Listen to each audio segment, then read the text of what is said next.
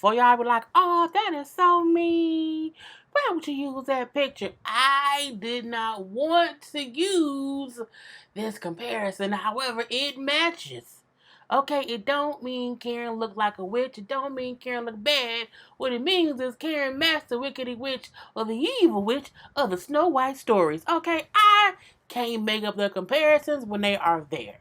Okay, and when I saw this, I said, girl, the minute I saw Karen make this face, I instantly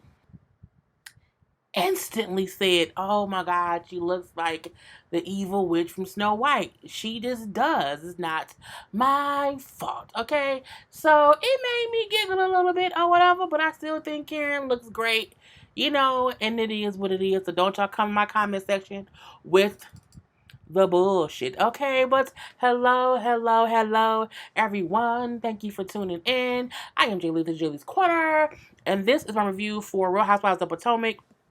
This is season 4, episode 4. Okay, yes, I've been in the same maxi dress since Saturday. It's 2 a.m. basically Monday morning or whatever. It's comfy, okay? It's comfy. I'll put some clothes, and I've been on vacation. I'm off work, so I'm trying to put on all the other clothes. Anyway, because if not, I'll be up in the bra. And you can't be this in the bra on YouTube, at least not in my world. But, okay, look. Forget that. If you have not done so already, please take a moment to subscribe to my channel and become a whole J-Bird. Dun, dun, dun, dun, dun, dun, and all that good shit. I'm trying to switch it up on y'all because I ain't got time for y'all. You sound like Bondy Blue. I love Bondy Blue, but it's just, that's how I said J-Bird, so it is what it is. But we're going to keep it pushing. Okay, do not forget to like, to comment, to subscribe, to share the video, all the stuff that we appreciate. All y'all doing. So hit the like button. You know the button says like the goddamn. Hit the goddamn button. Hit the button. Hit the like button. Thank you so much. Anyway, so the episode starts off right kind of where the last one left off. It's the morning after. Everybody getting drunk at Candace's uncle's party or whatnot. Was it Candace's uncle? Ashley's uncle. I think like what was it? Candace? I didn't think Candace got no damn uncle. Ashley's uncle's party. And so we kind of see Candace and we see Robin. Two separate people. Not Robin. No, yeah, Robin, girl, get it together. Who both have this memory of Michael saying he was gonna suck, or he wouldn't mind, or he could, or he would suck someone's dick. They don't say who. We assuming that is Juan. Because I mean, I don't see him wanting to suck Ray's dick. I don't see him wanting to suck um Candace's husband's dick because this is kind of brown and white. So who wants to see him in a swirl penis, like a marble cake penis? We don't want that. And he has an affection for Juan. Big Chris, who was Monique's husband, I don't think he wants to get punched in the face with that or whatever.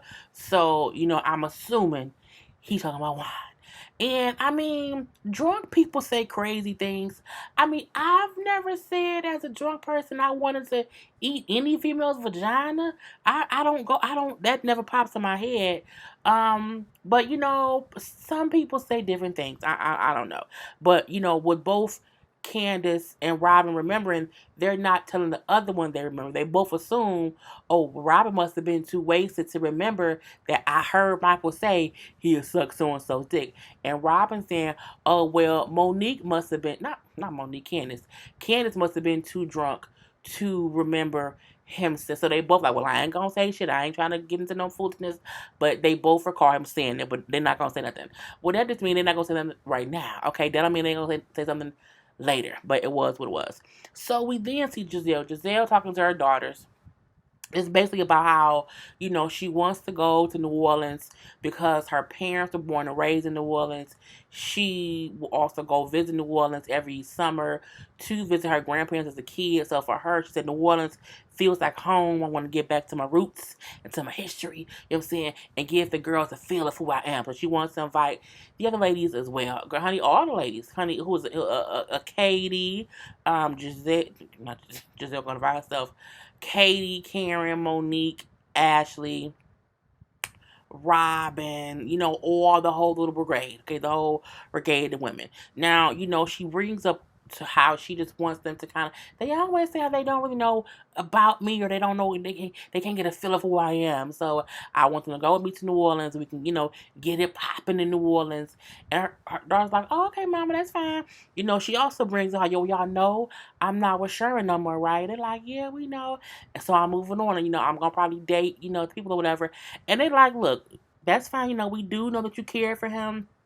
I did care for Sherman. I really, really did. And, they kind of said, we want you to date somebody else. And she's like, really? Like, okay. And they said, yeah, because you dating somebody, you happier. Like, you don't be all in our business. You don't be all in our faces, like, bothering us, like, on our ass about what we might not be doing right. So they want mama to date, so mama can leave me fuck alone. Okay, mama, get a date. Why? To leave us the fuck alone. And she was like, oh, ain't that about a bitch? But I like how she said that she did not want the girls to equate her being happy with the man. She wants them to know, like, you can be happy without a man. Well, Giselle, you have to show them that. Show them what you want them to know. Anyway, I'm like, okay, it's what it is. So we do see Karen and Candace meeting up. Girl, this odd ass couple, dynamic duo. So Karen is going to the dentist because she's having she's had a root canal or no, a crown done, girl, something to her teeth, and she don't like dentists. That's not a word, but y'all know what I mean. She does not like dentists. Going to dentist appointments. And so she said, Ray busy, so Candace came, to be with her. Now Candace, like, I love hanging out with Karen. The kind of relationship me and Karen have, I wish it was how me and my mom was, but it's not. And I'm like, okay, if you say so. Anyway, they bring up the whole thing of the trip to New Orleans, how, Giselle invited them all, and now it could be a great time. And they also bring up the drunken party that happened. And, well, yeah, they were already drunk, and even Athy was drinking, isn't she driving, baby? She is, but I don't know. And here go Candace.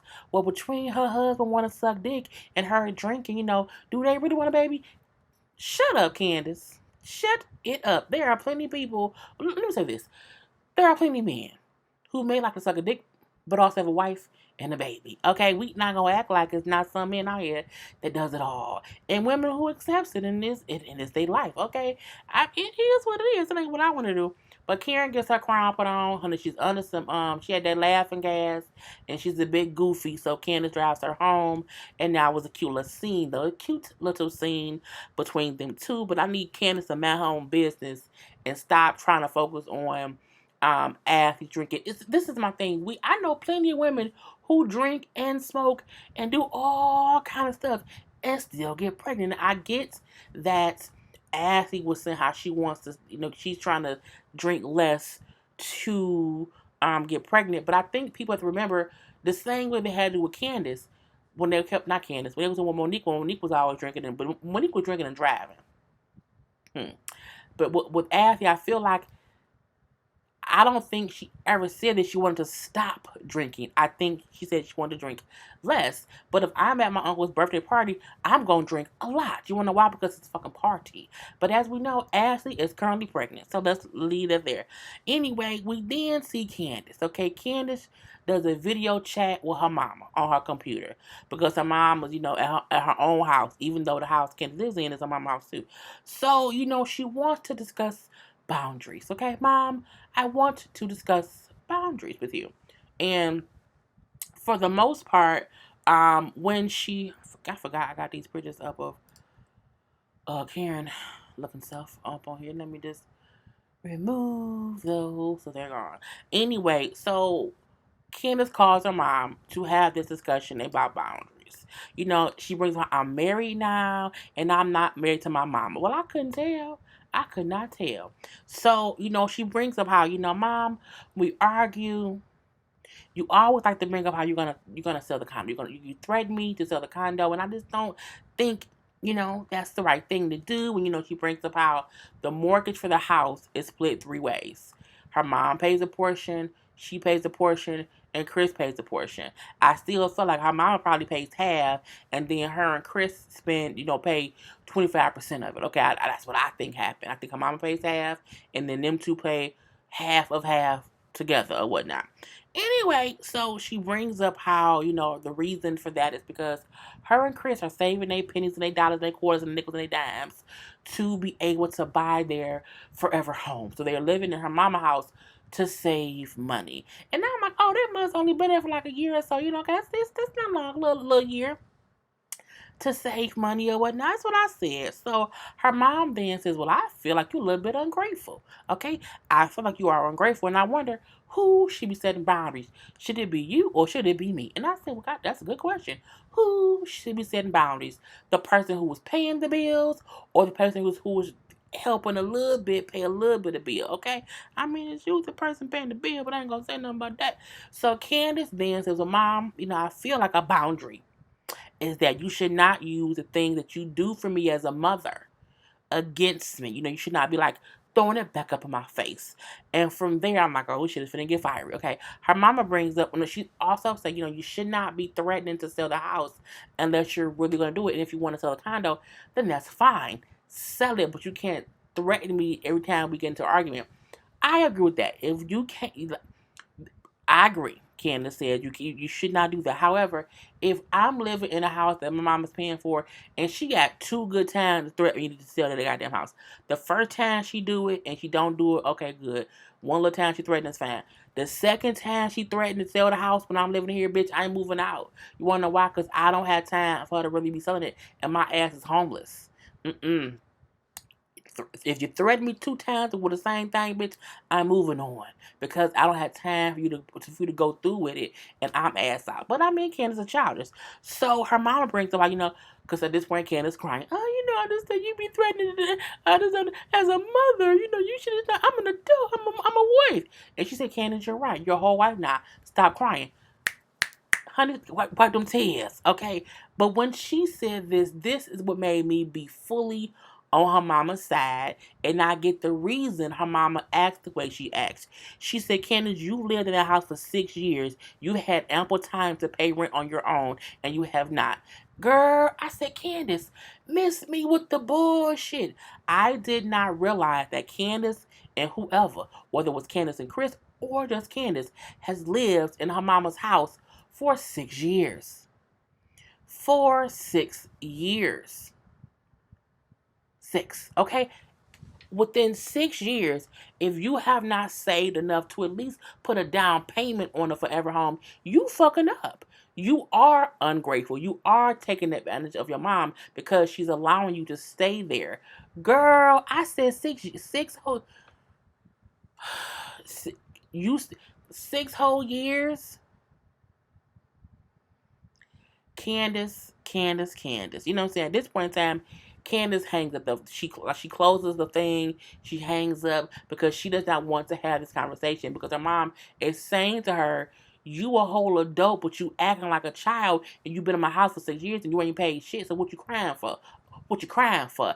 And I feel like Candace hung up the phone or ended the video call to not look like she's as dependent on her mom as because I didn't know she'd been in that house for 6 years. I feel like she probably felt like she looked stupid.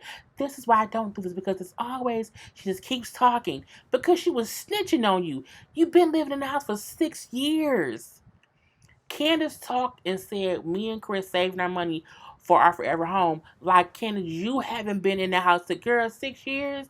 Six? Bitch, bye, okay? And my thing is, she still sees me as a little girl because you've been living in her house for 6 years. You are still a little girl.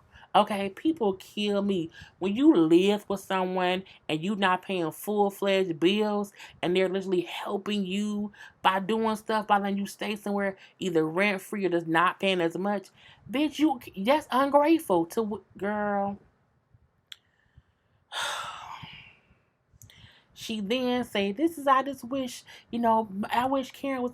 She said, "I wish my relationship with I have with Karen could be how me and my mom are.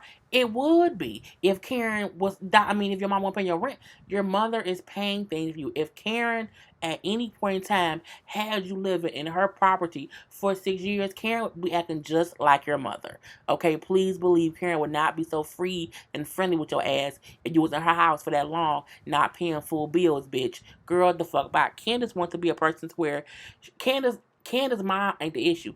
Candace is. Girl, if I ain't, her mama's still a bitch sometime or whatever. Her mama's a whole piece of work. But Candace wants to be an adult, but be treated like a child when it comes to financial issues.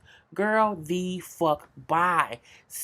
Girl, your mama paid, girl, 6 years? I was gonna move back to my mom's house for 6 months to save up to buy a house, and that's only when I was gonna move out of here. I was gonna move back there to save for 6 months. You been in if I stayed in my mama house for 6 years where I was not paying bills, bitch, I would have bought a mansion by now. Okay, and you ain't bought shit the first. Fuck you, Candace. Fuck you. Let me move on because she getting me pissed off. I'm like, girl, she sees me like a child because she paid for you like one. You a goddamn dependent. You are still your mama's dependent. She can claim her goddamn taxes. Okay, and next. So Robin and Juan in the closet or whatever, not in the closet, Lord Jesus. She's cleaning out her closet because they're having people come over to remodel her closet. She's brings up, even though the house they're in is not their forever home, she still wants everyone to be comfortable. So people can't be comfortable if my shoes is all over the house. So I need my closet remodeled. And I'm like, I think it's a wonderful, like, I cannot wait to clean out my closets and just have them look better. Okay, I just want to clean them out and hang stuff up right so that when I do move, I'll have, better closet organization. And that's the thing too. She need closet organization. So, but she's going to New Orleans with the ladies or whatever. So Juan is going to be like on daddy duty with the kids. He's going to have to let the people in to do things, help out. She brings up how a couple years ago when they were having work done to the house, how he just kind of wasn't involved. It was all on her. And now things are kind of going to be on him. And I'm like, well, he ain't got shit else to do. He been the person for a long time, so he owe you this part. So, she brings up how, yeah, in Vegas, not Vegas, girl, in New Orleans, how, some girls, like, show their boobs to get, like, bigs and stuff. Like, could I do that? He was like, you want to do that? She's like, well, I'm just wondering. He's like, no, I don't think you should do that. Like, I just don't think that's, the thing to do, whatever. I want you to be, like, respectable and, like, to stay calm, not be out here wilding. So she then okay, you right or whatever. She brings up how he was not happy about how drunk she got at the party and, things that happened or whatnot. And she then said, you know what I'm saying, he was upset with how drunk I was, so we was up late and I had to make it up to him. I said, oh, so you suck some dick. Okay, it happens. You know what I'm saying? Sometimes you have to give up some vagina, give somebody some oral stimulation when you with your man. You mess up. I get it. It's completely understandable. I know some folks like fuck wine ain't shit. He did all that cheating. I think we have to stop bringing up old shit that Wine did. You wanna know why? Because Robin's still with him and now they together. So I don't care nothing about Juan. Juan was a whole fucked up individual, but she stayed with that man, and they are some kind of couple now. So if he want to say, I don't want you out in New Orleans with the titties out, and I don't want you at Athy party, you know what I'm saying, shaking shimmy, having that white man say he want to suck my dick, you know what I'm saying, I don't want all that happening because I got so drunk. I mean, that's right. The same way I hope she would tell him, don't you be out here shucking and jiving for no females. Yeah, it is what it is. So that was the whole thing. Who really cares? So we do see Giselle at like a little expo event, like a whole little, those fairs where they have all the people who own businesses come out and they kind of, say have their products or whatever, and it's like why can't I think? It's like a damn it, why can't, well, probably because it's 2 o'clock in the morning. It's they be doing stuff together, the sharing information, networking.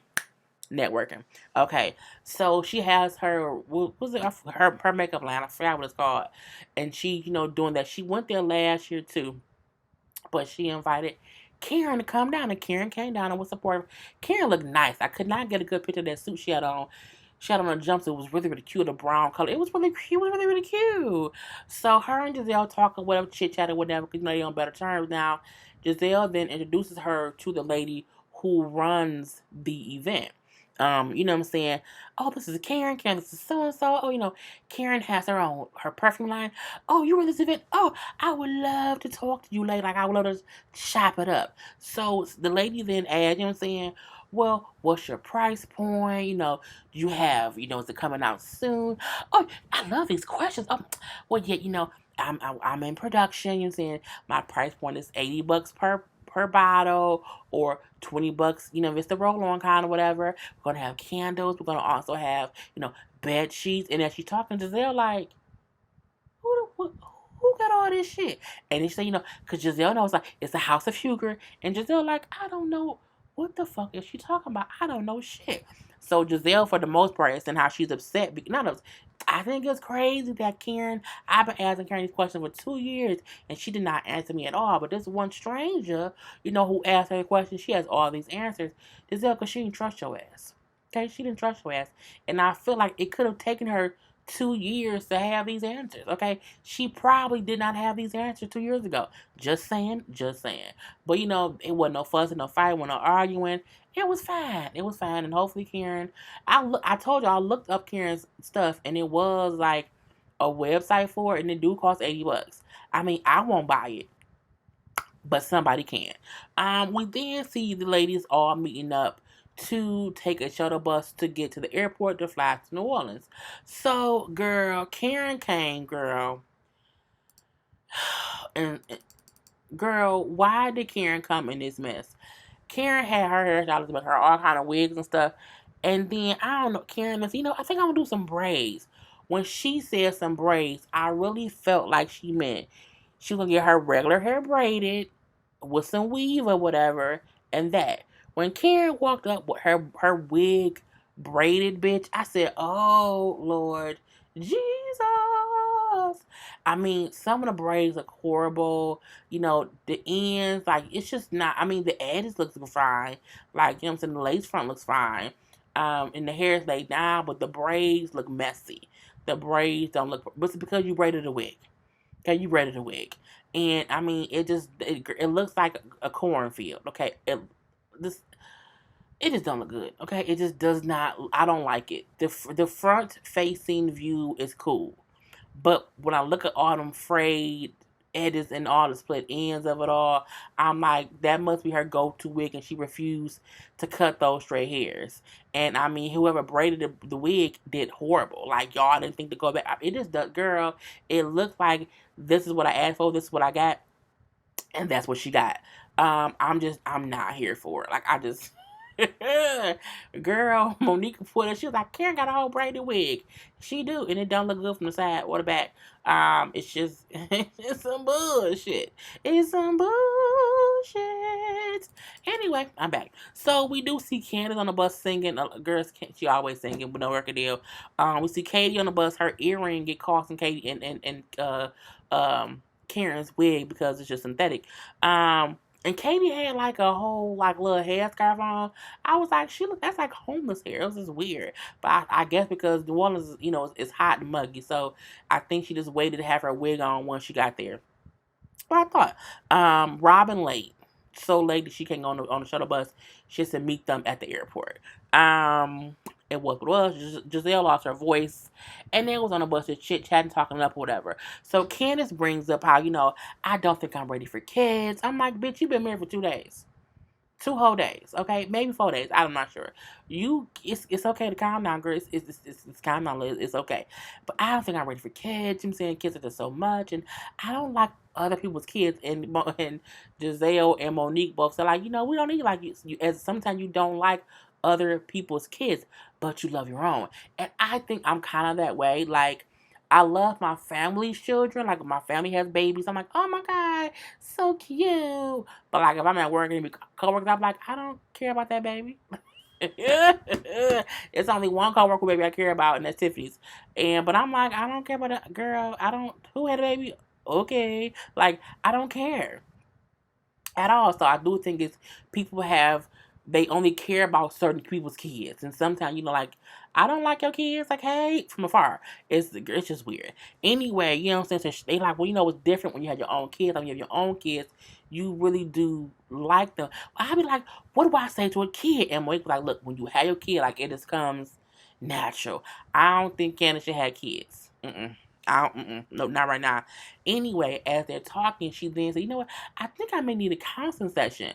Ashley then says, like, with your mom? No, Ashley. And I'm like, well, damn, bitch. And Ashley's like, it's not like she don't have issues with her mother. And she's always saying she has issues with her mom. So I assume that's what she was talking about. Can- Candace gonna say she need to be quiet because you know what I'm saying I know all her tea, girl. All you have is a little bit of dick sucking tea, and that's about it. So, girl, just be quiet. Fix your finances. Okay, get your finances in order to where you and Chris can get out of that mama's house. Just saying, just saying. So they do get to New Orleans, and Robin gets on the plane like right before the doors close. She's always late, just like me. Girl, it just happens. So they do fly to New Orleans or whatever. They all get there. They call their spouses.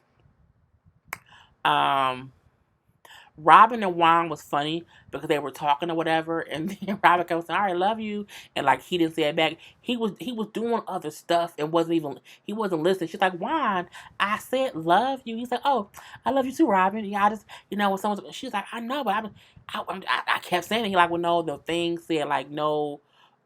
Bad connection or whatever. And I'm like, they gonna kill her in the comments saying he don't really love her. I was like, no, on FaceTime sometime it will have, reconnecting, you can hear stuff. But I digress. When Monique called Chris, she's like, I'm tired. I'm going, try to get some rest and keep up with them or whatever. But they know that if I'm tired or whatever, I ain't going nowhere. That was cute. Karen calling them Ray, doing her little model with them ugly ass braids. Was what it was. Giselle has a presidential suite that she shared with Katie. I was surprised she didn't share with Robin, but she said, with Katie, you got to keep her close. And I'm like, again, I don't really remember Katie from season 1. I really don't. So, and she's been boring so far. The most that she said was to Candace when she said, "Oh, had I known you a couple days ago, I would told you not to get married." But I'm looking like she seems boring right now. But I guess maybe later on it's gonna be all kind of bullshit going around. Who knows? But I'm like, right now it's really, really like, girl, you want to do shit. So we do see they take her a little rest around the hotel or whatever, and then Giselle takes them to a New Orleans cooking class. Now on the bus, she told them like, look, I have things planned. This is gonna be that. That's gonna be this, and no one can complain. And I'm like, well, Giselle, you be complaining, so shut the fuck up. But again, it's her trip. So, at the same time, she don't have to shut the fuck up. It is what it is. So they go to the New Orleans cooking class, but the first thing they showed them was how to eat crawfish. I've never had crawfish. I really don't even eat seafood. I go to Red Lobster, I get chicken Alfredo. I may get some tilapia fish or some salmon fish. But I'm not shrimp, lobster, crab. I'm not that kind of girl. So for having to squeeze and suck the head, you know, it's not what I'm about when it comes to seafood. Anyway, Monique said, I don't know why they teach. Like, it's really easy. You know what I'm saying? You squeeze the crawfish and suck the head. Squeeze, suck, squeeze, suck. It's just like sucking dick. Anyway, so, but it was cute to see them all like, oh, that's how you do it. Girl, whatever. So they then cooked some food. It was really, really fun. They was laughing around or whatever. They made some alligator meat, which they all thought was really, really good. The chef also made them some food as well, which they also said was really, really good. I do want to eventually take a trip to Louisiana, to New Orleans, just to see what life is like. My friend is in New Orleans. My friend Tiffany's in New Orleans right now, actually, and she was like, "Why didn't anybody tell me that Bourbon Street smells like ass and ass and like liquor?" I'm like, "Girl, I would assume that's what it smells like because that's what they be doing over there." Anyway, they're all there having a good time, eating good food, laughing together at the little cooking class. It was real cute. Then at the dinner table, Giselle brings up to Karen, with Karen, at the little expo, whatever, you know what I'm saying? Karen came, she supported me, whatever. I introduced her to the lady who runs the thing. She asked Karen some questions, and Karen had answers. And I was like, Karen, I've asked you for 2 years about that, and you couldn't even ask me. Like, do you want to be friends? And Karen was like, what the fuck are you talking about? Like, where does it even come from? Like, you talking in front of you talking as if it's an issue. But I'm just like, I asked you those questions. Well, Giselle, I couldn't answer them at that point in time, but I can answer them now. Like, that's why I answered them to the lady. And Giselle, for me, I feel like, Giselle, you wanted them to come there to see how great you are as a human being, or where you came from, or get a sense of who you are. And at the dinner table, when y'all were just having a good ass time, you start bullshit with Karen. just because you asked her questions a couple, what she said, she did ask her at the house, and Karen didn't tell her because y'all weren't even really cool. You had just started back talking to Karen. So Giselle, you full of shit. You a shit starter. Okay, a whole shit starter. And Karen, you know what? This is some bullshit. Like, I'm not dealing with this. I'm leaving. And she got up and walked away. And she was right to say you brought it up to the group as if it's an issue, and it really, really isn't. And it's not. It was some bullshit if I ever saw it. To say I don't get why you didn't answer me 2 years ago or last week as if we haven't had issues this whole time, and that's why you came over was to squash some shit.